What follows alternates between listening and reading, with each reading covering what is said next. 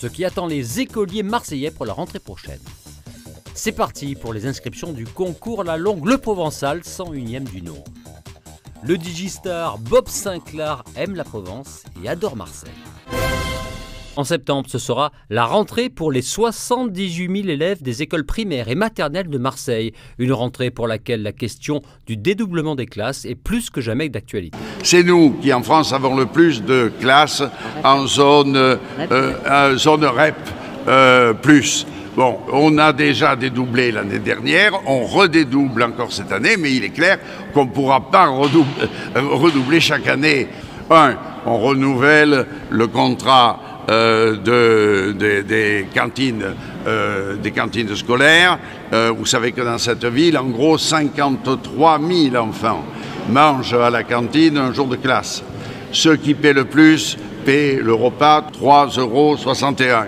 C'est comparé avec Lyon, comparé avec Paris, comparé avec d'autres villes. La générosité des Marseillais est totale à l'égard des petits de Marseille, c'est nous qui la symbolisons.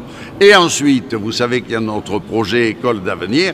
Je souhaite entamer la suppression des écoles en GEP, il y en a 28, et arrondissement par arrondissement, il y en aura au moins 2, qui au fur et à mesure disparaîtront et seront reconstruites en dur.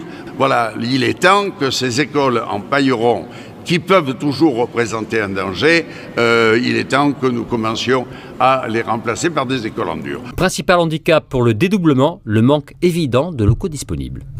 Dans les classes cette année, les classes que nous avons fait dédoubler en REP+, l'année dernière, nous continuons sur le CE1, donc les enfants qui étaient 12 en CP l'année dernière, ils seront encore 12 en CE1 cette année. Donc voilà, c'est ce qu'il nous faut trouver. Et la difficulté, comme je le dis souvent, c'est que ces écoles qui sont de REP+, sont souvent au centre-ville, dans d'anciennes écoles où on ne peut pas pousser les murs puisqu'elles sont enserrées dans les vieux quartiers de Marseille. Le concours de boules Le Provençal fête cette année son 110e anniversaire. L'occasion pour le journal La Provence de réaffirmer son implication dans le quotidien des Marseillais. Pour la Provence, qui est le journal de référence, on va dire, sur la région, c'est très important d'organiser ce concours avec le soutien du conseil départemental et garder nos valeurs et notre tradition au Parc Borély, dans un endroit magique. Donc l'année dernière, c'est bien passé. Cette année, on va essayer d'upgrader que ça se passe encore mieux. On a un parrain de qualité avec Patrick Bosso, donc on se donne tous les moyens pour vraiment dynamiser ce concours. C'est important qu'il y ait des grands événements à Marseille, c'est normal, quoi. Mais aussi c'est important aussi de ne pas oublier de là où on vient. Et moi je n'oublie pas qu'à 13 ans, quoi, je faisais 10 ou 15 km à mobilette pour aller voir des parties au Parc Borély tout seul, avec minot, quoi. Et bien voilà, il y a des minots comme ça dans tout Marseille, j'en suis sûr, qui peuvent découvrir ce jeu, qui peuvent y venir. Voilà, c'est le seul grand concours comme ça, le plus grand concours au monde où on peut s'inscrire et jouer contre des grands champions, alors que soi-même on a pratiquement jamais joué. Rendez-vous à tous les amateurs du 22 au 27 juillet sur les terrains du Parc Borély. Alors que les Provençaux s'apprêtent à célébrer la fête de la musique ce soir, Bob Sinclair est de passage à Marseille, l'occasion pour lui de rappeler ses attaches à la ville. Moi, ça fait... Waouh. Je sais que j'organisais des soirées au début des années 90 à Aix-en-Provence, au Mistral. Et j'ai joué au Mistral pendant des années, Marseille, partout ici dans tous les clubs, et à chaque fois l'accueil est incroyable. Donc là, vous avez la chance d'avoir ce rooftop R2.